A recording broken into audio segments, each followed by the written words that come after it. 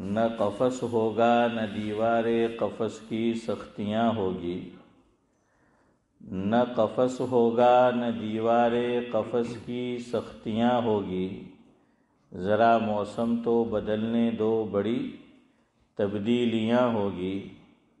کوئی آدمی کیسا ہی بڑا کیوں نہ ہو عارف، کوئی بھی آدمی کیسا بڑا ہی کیوں نہ ہو عارف، کچھ اس میں خوبیاں ہوگی اور کچھ اس میں خامیاں ہوگی۔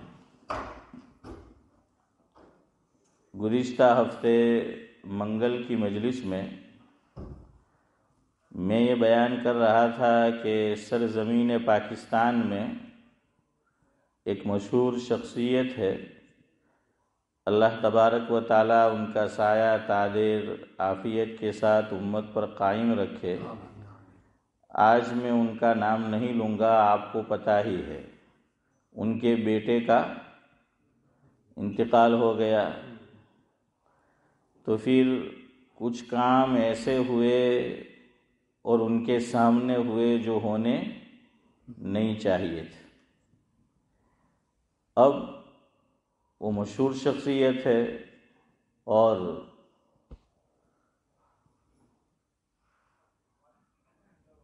سوشل میڈیا کا دور ہے، چیزیں آنن فانن میں دنیا بھر میں پھیل جاتی ہے، تو اب ہو سکتا ہے کہ ہم میں سے بھی، ہمارے علاقے میں سے بھی کوئی دیکھے اور وہ بھی پھر وہی عمل شروع کر دے، کیونکہ ہمارا ذہن یہ بنا ہوا ہے کہ کوئی مشہور شخصیت ہو یا کوئی علمی اعتبار سے بڑے درجے پر فائز ہو، وہ کوئی کام کرے تو ہم آنکھیں بند کر کے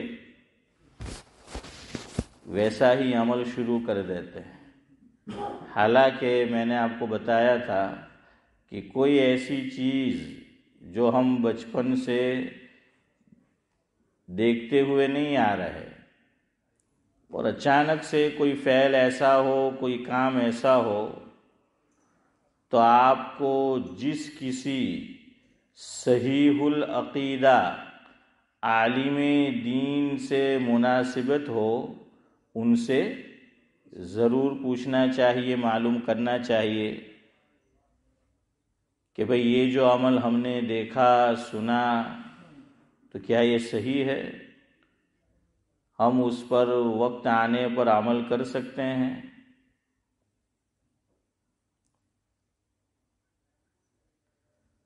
اسی لیے جو ہمارا دارالافتاء ہے، یعنی دارالعلوم دیوبند، وہ شخصیت کو نہیں دیکھتا۔ شخصیت چاہے جتنی بڑی ہو، لیکن ہم فالو قرآن و سنت کا کریں گے اور فقہی اعتبار سے فقہائے احناف کا جو مسلک ہے اور جو مفتیٰ بھی قول ہے اس پر عمل کریں گے۔ آپ کو معلوم ہوگا شیخ الاسلام حضرت مولانا حسین احمد مدنی نور اللہ مرقدہ، وہاں کے اپنے وقت میں شیخ الحدیث تھے، تہجد با جماعت کا سلسلہ انہوں نے شروع کیا تھا، لیکن خود وہاں کے دارالافتاء نے فتویٰ حضرت کے خلاف دیا۔ شخصیت پرستی نہیں ہے ہمارے یہاں۔ اے جو حضرات پیسج میں بیٹھے ہو، آہستہ بات کرے۔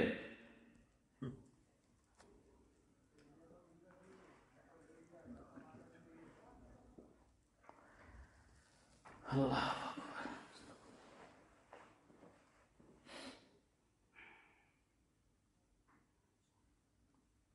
یا تو ایک آدمی باہر سے اندر آ جائے اور خود سن کے جائے کہ کتنا آواز ہو رہا ہے، آپ میں سے ہی کوئی ایک اندر آ جائے، سب ڈسٹرب ہوتا ہے نا، یا پھر بند کرو یہ سلسلہ، کیا کرے۔ یہ بند ہے، وہ مائک بند ہوتا ہے۔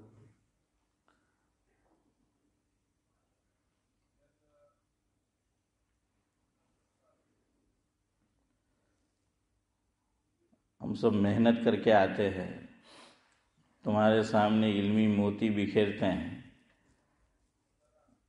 آپ کو ابھی تو نہیں، لیکن جب ہم نہیں ہوں گے نا تب قدر ہوگی انشاءاللہ. ہاں، جب آدمی گھر کا ہی آدمی ہوتا ہے تو وہ قدر نہیں ہوتی ہے. 10 دن کوئی آئے گا باہر سے، 5 دن، مہینہ، تو اس کے پیچھے پاگل ہو جائیں گے، ہر طرح سے اس کی آؤ بھگت. خیر بہرحال، تو میں یہ کہہ رہا تھا آپ کو کہ ہمارے یہاں فتویٰ شخصیت پر نہیں دیا جاتا. ایک طویل جواب اس سلسلے میں صاحب معارف القرآن، سابق مفتی اعظم پاکستان حضرت مولانا مفتی محمد شفیع صاحب نور اللہ مرقدہ نے اپنے ہونہار بیٹے، جسے سپوت کہنا چاہیے، شیخ الاسلام حضرت مولانا مفتی محمد تقی عثمانی صاحب دامت برکاتہم العالیہ سے لکھوایا کہ تہجد جماعت سے پڑھنا کیسا ہے، اور اس میں لکھا ہے باقاعدہ سوال میں سائل نے کہ حضرت مدنی یہ عمل کر رہے ہیں. کون کر رہا ہے؟ حضرت مدنی یہ عمل کر رہے ہیں، اور یہ ہم اثر ہے مفتی شفیع صاحب رحمۃ اللہ علیہ اور حضرت مدنی رحمۃ اللہ علیہ، اور خود سید زادے ہیں. حضرت مدنی سید زادے ہیں، شیخ الحدیث ہے دارالعلوم دیوبند میں. مدینہ منورہ میں مسجد نبوی میں بیٹھ کر حضرت نے تقریباً کم و بیش 16 سال حدیث پاک کا درس دیا ہے. لیکن شخصیت اپنی جگہ اور مسئلہ اپنی جگہ. سمجھ آ رہا ہے؟ شخصیت اپنی جگہ اور مسئلہ اپنی جگہ. فتاوی عثمانی کتاب کا نام ہے، اور یہ فتویٰ اس میں چھپ چکا ہے، اور بڑا طویل فتویٰ ہے بڑی ڈیٹیل کے ساتھ. تو یہ خیال نہیں کیا گیا کہ وہ سید زادے ہیں، مدینہ شریف میں اتنے سال مسجد نبوی میں درس دیا ہے، ام المدارس دارالعلوم دیوبند میں شیخ الحدیث سے نہیں. تو بہرحال یہ سوچ اپنی بناؤ. سمجھ آ رہا ہے؟ ہاں. تو ان کے بیٹے کا بھی انتقال ہوا، تو انہوں نے ان کے پاس یہ چند کام ہوئے، جس میں سے ایک تھا قبر پر پھول ڈالنا.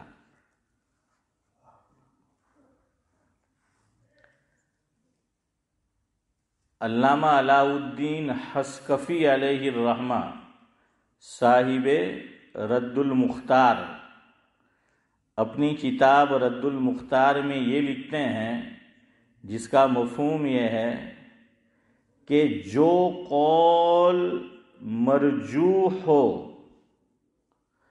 غیر مفتہ بہ ہو، قول شاذ ہو، یہ میں آپ کو حسن بھائی بتا چکا ہوں، سب یاد ہے نا؟ قول شاذ، غیر مفتہ بہ اور قول مرجوح. اس کے مقابلے میں کیا ہے؟ مفتہ بہ قول ہے. تو حافظ امتیاز کس کو لیں گے؟ ہاں، مفتہ بہ قول کو لیں گے. اور اتنے سخت الفاظ لکھے ہیں صاحب رد المختار علامہ علاء الدین حصکفی علیہ الرحمہ نے. یہ بڑی مشہور کتاب ہے. آپ کسی مفتی صاحب سے اشرف بھائی فتویٰ پوچھو، مسئلہ پوچھو، تو آپ کو زیادہ تر جو حوالہ ملے گا وہ در مختار کا ہوگا یا رد المختار کا ہوگا. یہ وہ کتاب ہے. وہ لکھتے ہیں، مفہوم ہے کہ قول مرجوح غیر مفتہ بہ قول یہ بمنزلہ منسوخ ہے. سمجھ آ رہا ہے حنیف بھائی؟ ایک ہوتا ہے ناسخ اور اس کے مقابلے میں ہے منسوخ. یاد رکھنا، ناسخ، منسوخ. قرآن کریم میں اللہ رب العزت پہلے پارے میں ارشاد فرماتے ہیں سورہ بقرہ میں کون پارہ جہاں ختم ہوتا ہے تو وہ جو آخری رکوع ہے اس میں نورانی بھائی ایک آیت آئی ہے کہ ما ننسخ من آیت او ننسها نأتی بخیر منها او مثلها الم تعلم ان اللہ علی کل شیء قدیر. یہ آیت آئی ہے. اللہ فرماتے ہیں کہ ہم چاہتے ہیں تو ناسخ منسوخ کا بیان ہے کہ کبھی تو ایسا ہوتا ہے کہ وہ قرآن کریم کا حصہ تھا وہ آیت، لیکن عملاً بھی منسوخ اور تلاوتاً بھی، کہ اب وہ قرآن کا حصہ ہی نہیں ہے ہی نہیں ہے وہ 30 پارے کے اندر. اور وہ کون سی آیت؟ اشفاق بھائی آپ نے ابھی وطر کی نماز پڑھی تو قنوت میں کیا پڑھا؟ ہم سب نے شوافی دوسرا پڑھتے ہیں، ہم پڑھتے ہیں اللہم انا نستعینک، ہے نا؟ یہی پڑھا ہوگا آپ سب نے. تو اللہم انا نستعینک شبی چچا پڑھتے ہوئے آؤ، آگے جا کر پھر آتا ہے ونخلع ونترک من یفجرک، پھر ہے اللہم ایاک نعبد ولک نصلی ونسجد والیک نسعی الی آخری. یہ پہلے قرآن کریم کی 2 آیتیں تھی. یہ کیا تھی؟ کسی زمانے میں کہتے ہیں کہ قرآن کریم کی یہ 2 آیتیں تھی. اسی لیے ہمارے امام حضرت امام ابو حنیفہ علیہ الرحمہ کا رجحان یہ ہے کہ وطر کے اندر شوافے وہ پڑھتے ہیں جو آج کل میں فجر میں پڑھ رہا ہوں، اللہم دینا فیمن ہدیت وعافنا فیمن عافیت، وہ پڑھتے ہیں وہ قنوت. لیکن حضرت امام ابو حنیفہ علیہ الرحمہ اسماعیل بھائی اس لیے اس کو چنا اور اختیار کیا اور پسند کیا کہ کسی دور میں کسی زمانے میں یہ قنوت جو ہیں یہ 2 آیتیں تھیں اور قرآن کریم کا کیا تھی؟ حصہ تھی. تو کہاں کہ پڑھو، اب دیکھیں وہ نہیں ہے قرآن کا حصہ. تو کبھی ایسا ہوتا ہے کہ دونوں طرح منسوخ. مجھے بات کچھ اور سنانی ہے، ذرا آپ کے ذہن سے قریب کر رہا ہوں. میں اس مسئلے کو چاہوں عبدالسلام بھائی 2 منٹ میں آپ کو بتا سکتا ہوں، لیکن میں کوشش کرتا ہوں کہ آپ مسئلے کو اس طرح باریکی سے سمجھے ایک حد تک کہ آپ پورے کا پورا فلسفہ آپ کی سمجھ میں آ جائے، کہ بعد میں آپ کے لیے کوئی الجھن نہ رہے، آگے آپ کے لیے فیصلہ کرنا بھی آسان ہو. تو دیکھیے یہ میں نے آپ کو مثال دی امتیاز بھائی کیسی، کہ یہ دونوں طرح منسوخ ہے. سورہ بقرہ میں حافظ امتیاز کو پتہ ہے کہ ایک آیت کریمہ آئی ہے اور ہے آج بھی حصہ، جس میں اللہ رب العزت یہ بیان کرتے ہیں کہ کسی عورت کا شوہر انتقال کر جائے تو عدت 1 سال. پہلے اسلام میں عدت کتنی تھی؟ 1 سال تھی.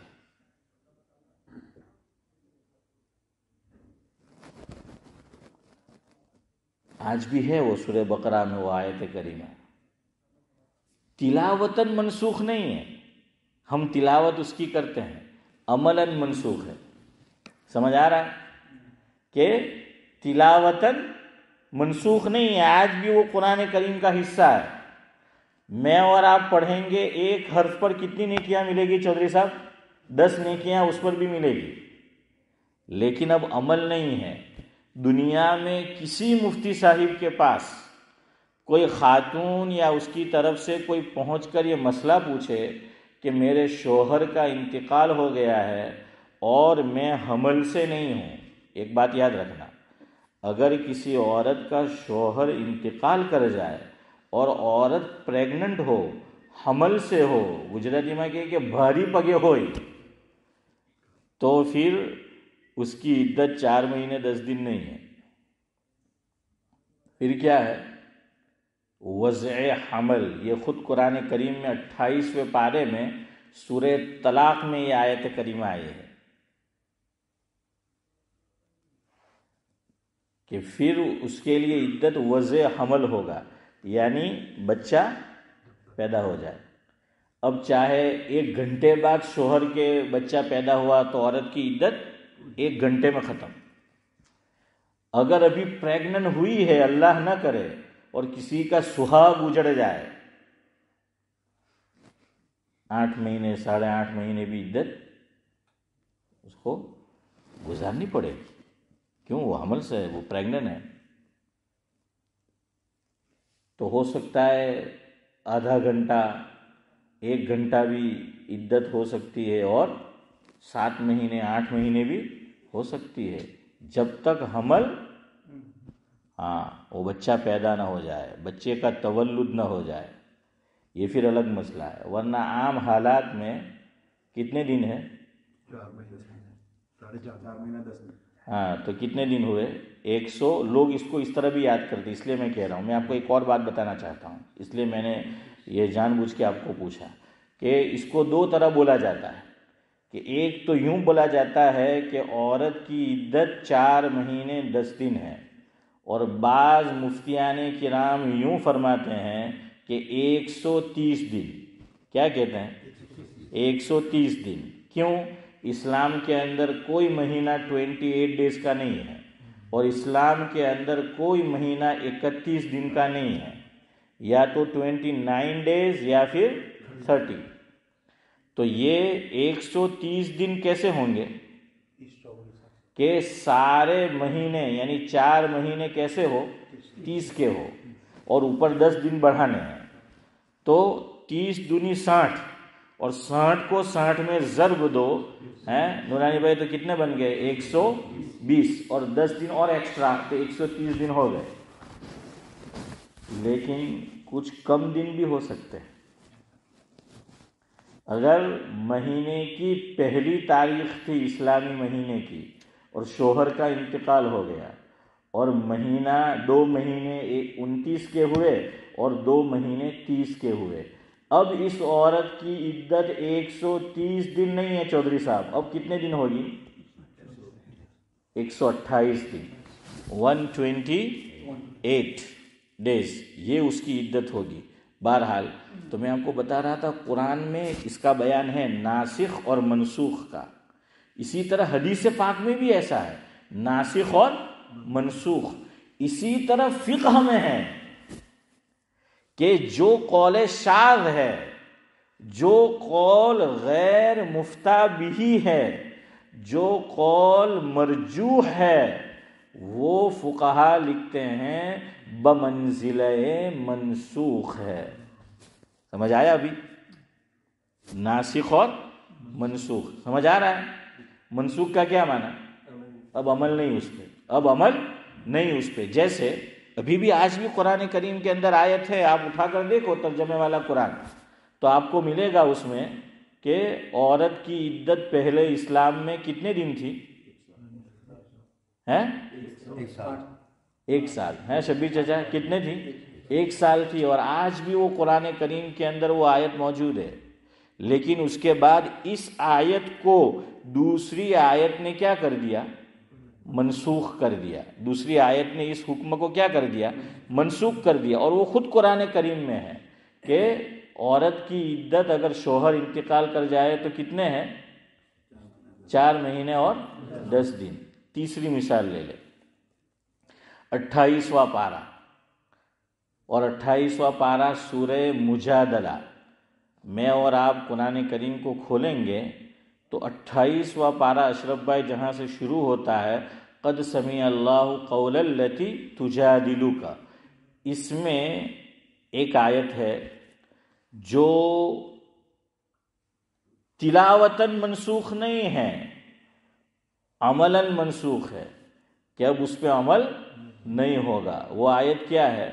اس کا مفہوم یہ ہے کہ اللہ کے نبی صلی اللہ علیہ وسلم کو کچھ لوگ تھے حضور کے زمانے میں جو آ کر خواہ مخواہ پریشان کرتے تھے، نئی مسئلے کے مسئلے پوچھتے تھے خواہ مخواہ، اور نیت یہ تھی ان کی، اللہ بتا رہا ہے نیت یہ کہ ہم حضور اکرم صلی اللہ علیہ وسلم سے ویسے ہی غیر ضروری سوالات کریں گے تو اتنا وقت آقا کو حضور کو ہمیں دینا پڑے گا، تو اتنا وقت مسلمانوں کو، اہل ایمان کو، حضور کے محبین، عاشقین، شمع کے پروانے، حضور کے جانشین، ان کو کب ملے گا؟ نہیں ملے گا۔ یہ ان کی نیت تھی، یہ ان کی نیت تھی کہ حضور کو کسی طرح اور کام میں کیا رکھنا، مشغول رکھنا، بیزی رکھنا، تو وہ یہ کرتے تھے۔ تو اللہ تعالیٰ نے پھر حکم نازل کر دیا کہ یا ایھا الذین آمنوا اذا ناجیتم الرسول فقدموا بین یدی نجواکم صدقہ۔ مفہوم یہ ہے کہ اب اگر کسی کو حضور اکرم صلی اللہ علیہ وسلم سے سرگوشی کرنی ہے، گفتگو کرنی ہے، تنہائی میں بات چیت کرنی ہے، تو پہلے صدقہ دینا پڑے گا۔ اور ہمارے یہاں مشہور ہے اشرف بھائی، ہر انسان ایسا ہی ہے کہ چمڑی جائے، دیکھا شبیر چچا نے بول دیا ہے، چمڑی جائے لیکن دمڑی نہ جائے۔ ہاں، ہر آدمی پیسے سے محبت، مال سے محبت اللہ نے انسان کی فطرت میں رکھ دی ہے، تو چمڑی جائے تو کوئی بات نہیں، لیکن دمڑی نہیں جانی چاہیے۔ تو اللہ تعالیٰ تو جانتا ہے، اللہ تعالیٰ انسانوں کا خالق ہے کہ ان کو کیا ہے، مال سے محبت ہے۔ وَإِنَّهُ لِحُبِّ الْخَيْرِ لَشَدِيدٌ، اللہ فرما رہے ہیں۔ کہیں پر فرمایا کَلَّا بَلْ تُحِبُّونَ الْعَاجِلَةَ وَتُحِبُّونَ الْمَالَ حُبًّا جَمًّا، یہ فرمایا کہ بھئی انسان مال سے بڑی محبت کرتا ہے، اور اس میں کوئی تفریق نہیں۔ ان الذین آمنوا ہو کہ پھر ان الذین آمنوا نہ ہو، چھوٹا ہو، بڑا ہو، غریب ہو، مالدار ہو، عالم ہو، غیر عالم ہو، امام ہو، غیر امام ہو، میں کیوں رہ جاؤں؟ حنیف بھائی سب شامل۔ اللہ جس کی حفاظت کرے، جس کو بچائے تو وہ بچ سکتا ہے، باقی سب مال سے محبت کرتے ہیں۔ آدمی زیادہ تر گناہ جو کرتا ہے وہ مال کی محبت ہی کی وجہ سے کرتا ہے۔ آپ دیکھو گناہ کے پیچھے اگر آپ کو نظر آئے گا وہ مال کی محبت، لڑائی جھگڑا اس میں عام متن زیادہ تر آپ پیچھے جا کر دیکھیں تو مال۔ ہاں، لیکن کچھ لوگ ہوتے ہیں، اشرف بھائی سنو، بڑی پیاری بات ہے اشفاق بھائی، ایک عالم ہوئے ہیں کراچی گلشن اقبال میں، ہمارے پٹھان صاحب ہے الکھم روڈ پہ منظور بھائی، تو وہ پہلے میں پاکستان ہمارے وہ اسماعیل چچا جو پہلی صف میں ہوتے ہیں ابھی بیمار چل رہے ہیں، اللہ تعالیٰ صحت عافیت کی دولت سے مالا مال فرمائے، ان کی عمر میں ہماری سب کی عمر میں عافیت کے ساتھ برکت نصیب فرمائے۔ ہے حسن بھائی، تو پہلے میں کیا کرتا تھا، ان سے کتاب منگواتا تھا پاکستان سے، اور پھر وہ سب بیچ باچ کے یہاں آ گئے، پھر ابھی منظور بھائی جاتے تو ان سے منگواتا ہوں۔ تو میں نے ایک دن منظور بھائی سے کہا کہ گلشن اقبال کتنا دور ہے؟ وہ کہتے ہیں میرے مکان سے ذرا دور ہے لیکن میں چلا جاؤں گا، کیا کام ہے؟ میں نے کہا ایک تو مجھے کتاب چاہیے، مفتی ظفر علی خان صاحب اس وقت حیات تھے علیہ الرحمہ، تو میں نے کہا ایک تو میرا سلام پہنچا دینا، چونکہ میں آن لائن ان کے بیانات سنتا تھا، بڑی علمی باتیں ہوتی ہے تو میں ان کو سنتا رہتا تھا۔ تو منظور بھائی کی ان سے ملاقات ہوئی ہے، تو وہ محتمم بھی تھے، شیخ الحدیث بھی تھے، انتقال ہو گیا، اور پٹھان تھے، اللہ مرحوم کو غریق رحمت کرے۔ تو ان کا نام تھا عبدالسلام بھائی زر ولی، کیا نام تھا؟ زر ولی، اور زر یہ فارسی کا لفظ ہے، اور آپ نے سنا ہوگا نورانی بھائی کہ دنیا میں فتنے کی جڑ 3 چیزیں ہیں، دنیا میں فتنے کی جڑ 3 چیزیں ہیں، اور جو تینوں کی 3 ہے اس کا پہلا لیٹر چودھری صاحب کون سا ہے؟ زا، الف با تا ثا جیم ہا خا دال ذال را زا، یہ ہے پہلا لفظ۔ ایک ہے زمین، اس میں پہلا لیٹر کیا آیا؟ زا آیا نا، ہاں۔ دوسرا ہے زن، اور تیسرا ہے زر، زر یعنی مال، پیسہ، سونا، اس کو زر کہتے ہیں۔ تو سب میں سب کو محبت ہوتی ہے، لیکن میں نے کہا نا کہ کچھ اللہ کے بندے ایسے ہوتے ہیں کہ ان کو ہماری طرح مال سے محبت نہیں ہوتی، آیا تو کیا ہے اور گیا تو کیا ہے، ان کو کچھ پڑی نہیں ہوئی. لیکن ایسے لوگ خال خال ہوتے ہیں، یاد رکھنا، ایسے لوگ خال خال ہوتے ہیں. ہاں، تو حضرت کا ملفوظ ہے اشرف بھائی کہ زر ویسے تو فتنے کی چیز ہے، لڑائی جھگڑے کی چیز ہے، لیکن فرمایا جب یہی زر بندے کے پاس آتا ہے تو ولی بن جاتا ہے. نہیں سمجھ؟ حضرت کا نام تھا زر ولی. اب آپ کو سمجھ آئے گا حضرت کا کیا نام تھا. 2 حصے ہیں، زر ولی. ولی یعنی قرآن میں ہے آیت الکرسی آپ پڑھو اور آگے جاؤ تو اس کے بعد ہے اللہ ولی الذین آمنوا. اللہ تعالیٰ کے دوست کون ہیں؟ جو ولی ہے. اللہ کے جو ولی ہے اور وہ ایمان والے ہیں، وہ اللہ تعالیٰ کے دوست ہے. جو ایمان والے ہیں وہ، اور وہ ولی ہے. ہمارے ابراہیم بھائی ولی لاجپور فوڈ اسٹور والے ہیں، ان سے حافظ صاحب میں مزاق کرتا ہوں، بعض مرتبہ ملتے ہیں. میں نے کہا یار ہم کو تو ولی بننے کے لیے بڑے پاپڑ بیلنے پڑتے ہیں، تم کو بہت اچھا ہے، پیدا ہوئے نہیں کہ ولی. نہیں سمجھ آئے؟ ان کی سرنیم کیا ہے؟ ولی ہے.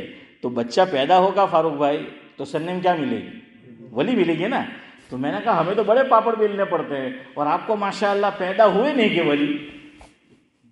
تو مسکراتے ہیں. پھر جیسے ڈابھیل میں فی الحال جامعہ کے جو محتمم ہے ان کی سرنیم تو ہے نانا، لیکن وہ مشہور ہے بزرگ سے.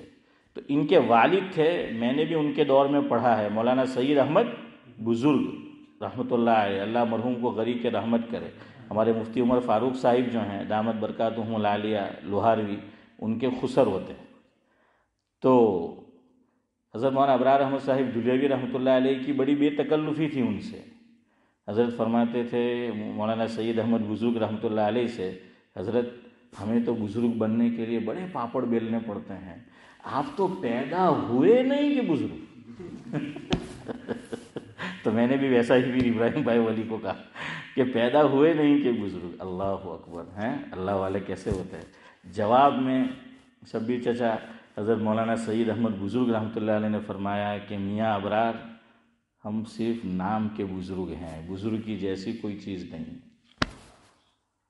મને તમને અશફાકભાઈ કહે તો આજે 2 બટન ખુલ્લા છે તે આપણે માર દે હે ઉપરના કે હા યાર આ તો કોઈ બુઝુર્ગ એમ કે હવે. خیر تو حضرت فرماتے تھے کہ زر جب بندے کے پاس آتا ہے تو کیا بن جاتا ہے؟ ولی جو ہے بن جاتا ہے. اللہ تعالیٰ نے اس پہ چوٹ کی، کہا کہ اب اللہ کے نبی صلی اللہ علیہ وسلم سے تنہائی میں گفتگو کرنی ہے، سرگوشی کرنی ہے تو کیا دینا پڑے گا؟ حنیف بھائی مال دینا پڑے گا. ابے کیوں ختم اب کوئی نہیں. આપણે તો કે હું ઉડે હવે કાગડા ઉડે હે ને હવે સબ. હા એવું કે હવે કાગડા ઉડે એમ કે હવે કોઈ નહીં. હું કહું કે પૈસા દેવાના, اب کوئی نہیں. لیکن حضرت علی رضی اللہ تعالیٰ عنہ آئے، صدقہ کیا. کیا کیا؟ صدقہ کیا کہ حضور مجھے آپ سے تنہائی میں بات چیت کرنی ہے، مجھے آپ کا ٹائم چاہیے.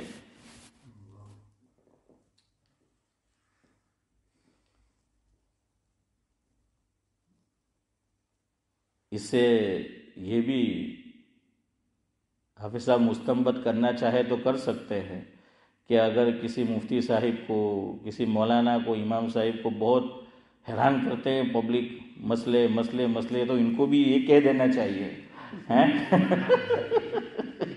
کہ سرگوشی کرنی ہے تو دیکھے جاؤ، اب دوسرا کوئی نہیں آئے گا. ہاں جو سچی طلب والا ہوگا جیسے حضرت علی رضی اللہ تعالیٰ عنہ تو وہ آئیں گے. اب وہ مسلمان تو آتے اگر کام ہوتا تو، لیکن یہ کون نہیں آئے؟ یہ مسلمانوں کی بات نہیں چل رہی، وہ تو منافق تھے. وہ منافق لوگ ایسا کرتے تھے.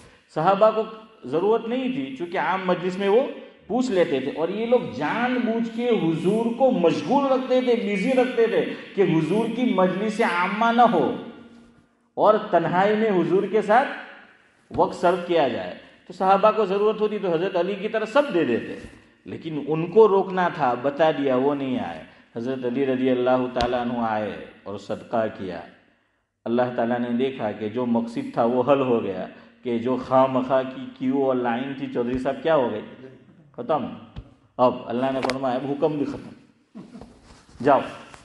اب حضور کو بھی پتہ چل گیا نا کہ یہ خواہ مخواہ پریشان کرتے ہیں، اب وہ حکم بھی ختم۔ لیکن اللہ تعالیٰ نے وہ آیت رہنے دی قرآن کریم میں۔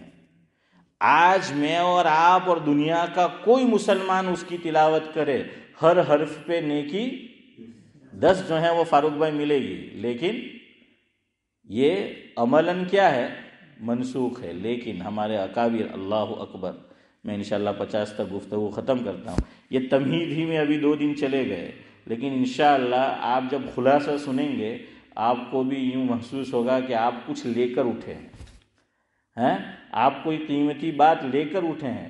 دیکھیں، ایک ہے خالی نفس مسئلہ بیان کر دینا، جائز ناجائز، حلال حرام، اور ایک ہے آپ کو کھول کر مسئلہ بیان کر دینا، بتا دینا، تو آپ کے لیے اور سمجھنا اور دوسروں کو سمجھانا آسان ہوتا ہے۔ یہ جتنے فتاوی ہے ماضی قریب میں ہمارے اکابر کے چھپے نورانی بھائی، تو اس میں کیا ہے، جائز ناجائز حلال حرام، جائز ناجائز حلال حرام۔ لیکن اس کے بالمقابل آپ فتاوی رحیمیہ دیکھیے تو پوری کی پوری بعض مسائل میں تو کیا ہے، کتابچہ بن جائے گا۔ حنیف بھائی، مفتی صاحب کا طرز یہ نہیں تھا، مفتی عبدالرحیم صاحب لاجپوری رحمۃ اللہ علیہ کا، وہ جائز ناجائز حلال حرام میں نہیں نمٹاتے تھے، وہ کیا کرتے تھے، کھول کر اور کھل کر مسئلے کو بیان کرتے تھے، تحریر کرتے تھے۔ دیکھنا فتاوی رہی ہے، وہ بالکل اس کی تہ میں اتر جاتے تھے، اور قرآن پاک کی آیت لائیں گے، حدیث پاک کو بیان کریں گے، فقہی جو عبارات ہے اس کو جو ہے حضرت وہ بیان کریں گے، اور مسئلے کو بالکل واضح جو ہیں وہ یہ کر دیں گے۔ یہی انداز مفتی سید احمد صاحب پالنپوری رحمۃ اللہ علیہ کا تھا، لیکن افسوس حضرت نے افتاء کا کام نہیں کیا، ورنہ بعض جگہ حضرت کے حواشی ہے، جیسے حضرت تھانوی رحمۃ اللہ علیہ کے فتاوی ہے، تو اس میں کیا ہے اسماعیل بھائی، مفتی سید احمد صاحب پالنپوری رحمۃ اللہ علیہ نے حواشی لکھے ہیں، اس میں حضرت تھانوی کے، اس میں فتاوی رحیمیہ کے اندر بھی 1-2 جگہ کلام کیا ہے۔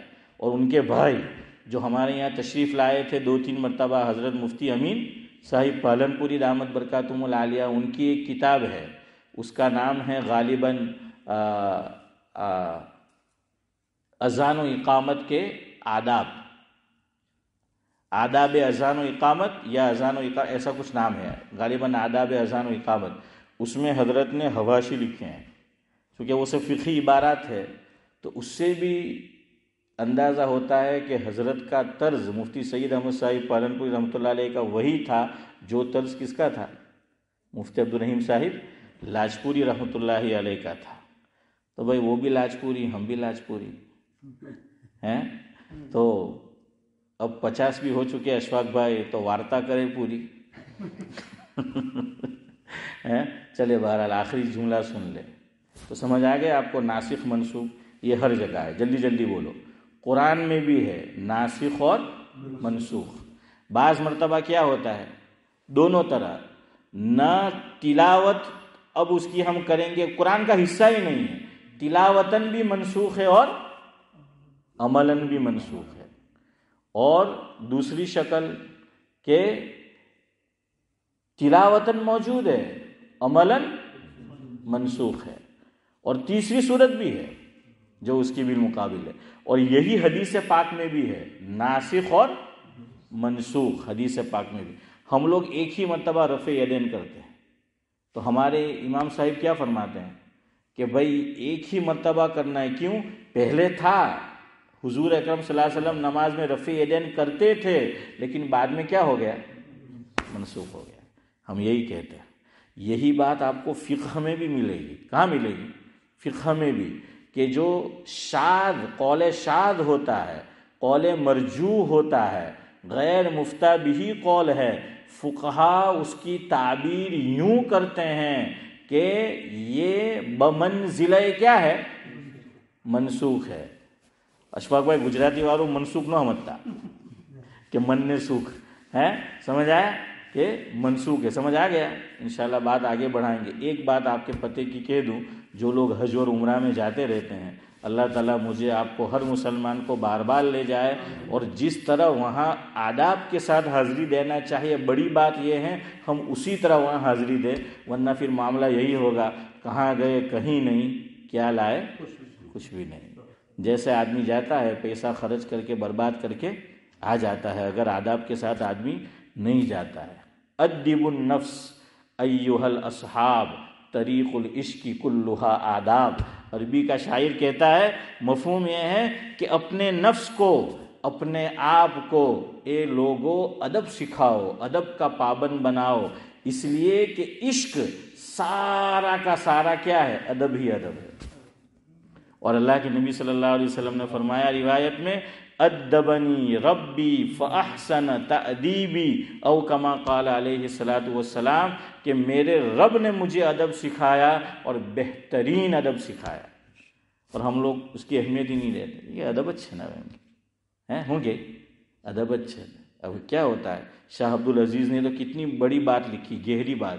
جو آدمی ادب میں سستی کرتا ہے وہ مستحب میں سستی کرے گا، جو مستحب میں سستی کرے گا وہ سنت میں سستی کرے گا، جو سنت میں سستی کرے گا وہ واجب میں سستی کرے گا، جو واجب میں سستی کرے گا وہ فرض میں سستی کرے گا، جو فرض میں سستی کرے گا ایمان کو کھو دے گا. شروع کہاں سے ہو رہا ہے؟ ادب سے معاملہ. ہمارے یہاں نہ مسجد کا ادب ہے، نہ دینی باتیں ہو رہی ہے تو ادب شور شور شور شور ہے. ہاں، ہماری مسجد بہت سی خوبیوں کی حامل ہے، لیکن ہمارے یہاں ایک بہت بڑی کمزوری ہے. ہمارے یہاں اتنا شور ہوتا ہے، پیسیج میں بھی شور، مسجد کے اندر بھی جو ہے وہ شور. دینی باتیں ہو رہی ہے اس کا لحاظ نہیں، عبادت ہو رہی ہے اس کا جو ہے وہ لحاظ نہیں کرتے. ارے سارا معاملہ یہیں سے چلتا ہے. ادب نہیں ہے تو آدمی، اس لیے کہتے ہیں کہ با ادب با نصیب اور بے ادب بے نصیب. دیکھیے اسی لیے زندگی میں بدلاؤ نہیں آتا لوگوں کی، کیوں؟ وہ ادب نہیں کرتے. اور جہاں آپ ادب شروع کر دو زندگی میں بدلاؤ آ جائے گا. وہ ویسے کے ویسے کیوں ہیں؟ کیونکہ وہ کرتے ہی نہیں، اس لیے وہ ویسے کے ویسے ہی رہیں گے. لیکن اللہ جس کو چاہے کہ بے ادب بے نصیب، با ادب با نصیب. خیر، تو حضرت شیخ یہ فرماتے تھے اور معمول تھا، حضرت جب بھی اشرف بھائی مدینہ منورہ جاتے تھے، چاہے عمرے کے لیے کا سفر ہو، حج کا سفر ہو، تو پہلے کیا کرتے تھے؟ وہاں کے غرباء میں مال تقسیم کرتے تھے. کیوں؟ حضرت فرماتے تھے کہ بھئی ہم مدینہ شریف جائیں گے تو اسی لیے تو جاتے ہیں کہ حضور سے صلاۃ و سلام پڑھیں گے، وہاں بات چیت کریں گے، ہے نا. عشق والے ہیں نا، وہ وہاں بات چیت بھی کرتے ہیں. سمجھ آیا؟ ہاں، وہ اپنا دکھڑا سناتے ہیں وہاں، لیکن وہ چیز ہونی چاہیے. اپنے ساتھ تو یہ کہ بدو دھیان دکھڑا طرف کہاں بڑا پوز لیے تھے کہ تو آ سائٹ لے جا، آ سیلفی ہیلی سیلفی ہے، آ ویڈیو تے ویڈیو ختم کر برباد کر لائے تو بند. تو حضرت شیخ فرماتے تھے اللہ نے قرآن میں فرمایا کہ سرگوشی کرنی ہے. سرگوشی کا کیا مطلب؟ کہ حضور اور اس کے علاوہ کوئی نہ ہو. حضرت شیخ فرماتے ہیں کہ میں بھی جاؤں گا تو میں، ویسے لوگ ہے لیکن میں کس سے کنیکٹڈ ہوں؟ حضور اکرم صلی اللہ علیہ وسلم سے. تو فرمایا گرچہ عملاً منسوخ ہے لیکن زکریا اس پر عمل کرے گا. حضرت شیخ کبھی بھی حنیف بھائی مسجد مدینہ شریف جاتے تھے، مسجد نبوی اور حضور کے روضے پر حاضری نہیں دیتے تھے جب تک کہ مدینہ شریف کے غریبوں میں وہاں کیا چلتا، درہم نا، ریال، ریال، تو ریال جب تک تقسیم نہ کرتے پھر جاتے تھے. تو یہ صرف آپ کو سنانے کے لیے نہیں ہے، عمل میں لانے کے لیے. تو کریں گے سب عمل جب بھی اللہ لے جائے. اور دیکھیے وہاں کے غریبوں کو دینا ہے، انڈیا پاکستان مت بھیج دینا، بنگلہ دیش مت بھیج دینا. اور آپ کہیں گے وہ سب غریب نے کہاں ہو دیا جائے؟ ارے وہ مسجد کے جو خدام ہوتے ہیں نا ان کو دے دو، ہے نا، وہاں وہ خدمت کر رہے ہوتے ان کو دے دو. یا آپ کی پہچان والے اور ہوں گے، وہاں بھی بہت غربا رہتے ہیں، ان کو دے دو. بہرحال تو اتنی بات سمجھ آ گئی کہ ہم شخصیت پرستی نہیں کریں گے، چاہے شخصیت جتنی بڑی ہو. ہم عمل کس پہ کریں گے؟ قرآن و سنت پر. اور جو ہمارے امام صاحب کا مسلک ہے، فقہاء احناف کا بڑے سے بڑے آدمی ہو، ہم فالو نہیں کریں گے. سبحان اللہ و بحمدہ، سبحانک اللہم و بحمدک، نشہد ان لا الہ الا انت نستغفرک و نتوب